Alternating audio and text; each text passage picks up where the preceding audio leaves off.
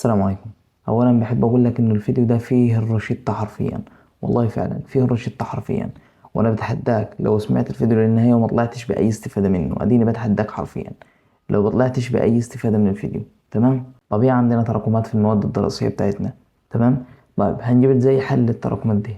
يا باشا وراك حتة ورقة كده فاضية. تمام؟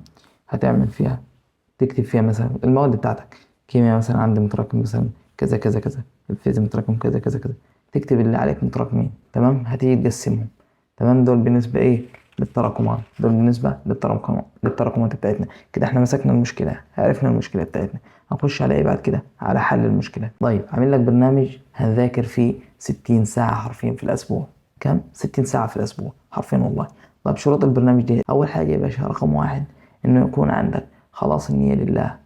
يبقى رقم واحد يكون عندك خلاص النية لله، إنه ربنا سبحانه وتعالى إنه يتقبل منك العمل دي، وإنك أنت أصلا داخل بنية إنه ربنا يوفقك بإذن الله. تمام؟ يبقى رقم واحد عندك خلاص النية لله. رقم اتنين صلتك بربنا. رقم اتنين إيه؟ صلتك بربنا يعني الصلاة. والله أدي بقول لك، يبقى اكتب ورايا اكتب ورايا. أنت هات ورقة وقلم، أنت بتعمل إيه كده؟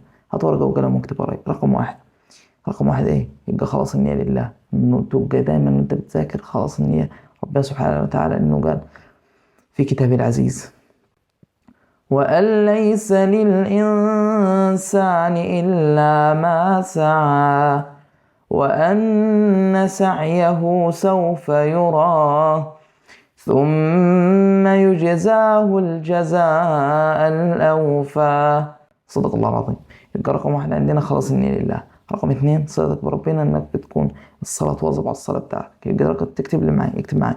رقم اتنين تواظب على صلاتك وقراءة القرآن والأذكار اليومية. رقم ثلاثة عندنا يكون عندك عزيمة. يبقى رقم ثلاثة العزيمة، وهي المفروض تبقى في أول حاجة، بس احنا بدينا اللي هو الطاعات لربنا سبحانه وتعالى بديناها دي. يبقى رقم واحد خلاص النية لله. رقم اتنين الصلاة.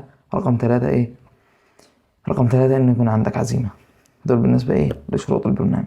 طيب ازاي هنضم للبرنامج ده؟ هتخش عندك في الديسكريبشن، هتلاقي رابط قناة الواتساب. هتخش على رابط قناة الواتساب، هتلاقي اصلا نازلة كل حاجة عليه، نازل الجدول بتاع البرنامج. تمام؟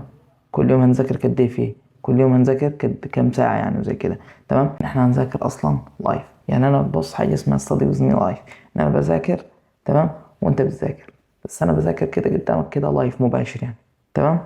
وانت برضه بتذاكر، انت هتكون فاتح الفيديو وشغال. هناخد يعني مثلا هنذاكر مثلا بتقنية البومودورو. تمام؟ هنذاكر مثلا 50 دقيقة و10 دقايق استراحة، وممكن نوصل معانا برضه نعلم التقنية شوية، لأن أصلا باردة حكاية 50 دقيقة و10 دقايق استراحة. احنا هنذاكر ساعتين ونص ساعة استراحة، يعني هنذاكر 120 دقيقة و30 دقيقة استراحة. تمام؟ 30 دقيقة دي هنعرف هنعمل فيهم بإذن الله. تمام؟ يبقى انت كده عرفت ايه في الفيديو ده؟ عرفت ازاي هتلم التراكمات بتاعتك. هتسردها كده في ورقة، انت زي ما وريتك الطريقة، هتسردها في ورقة، هتكتب مثلا عليه كذا كذا في الباب ده في المادة كذا، وعليه كذا كذا في المادة كذا. تمام؟ تاني حاجة عرفت ازاي هتنضم للبرنامج. بعد كده عرفت اصلا ازاي شروط البرنامج. تمام؟ وانت كده عرفت اصلا هتعمل ايه. هتخش في الديسكريبشن، هتنزل تنضم لقناة الواتساب، وبس كده اللي هتنزل عليها آخر الأخبار. وأتمنى إنه يكون استفدت من هذا الفيديو، وأنا مش بقول لك هتتحداك إنك هتستفاد من الفيديو بإذن الله، ولكن إن شاء الله هتكون استفدت. اللهم آمين يا رب. اللهم علمنا ما ينفعنا وانفعنا بما علمتنا وزدنا بك علما. اللهم بارك لنا في وقتنا. اللهم آمين يا رب. والسلام عليكم ورحمة الله وبركاته.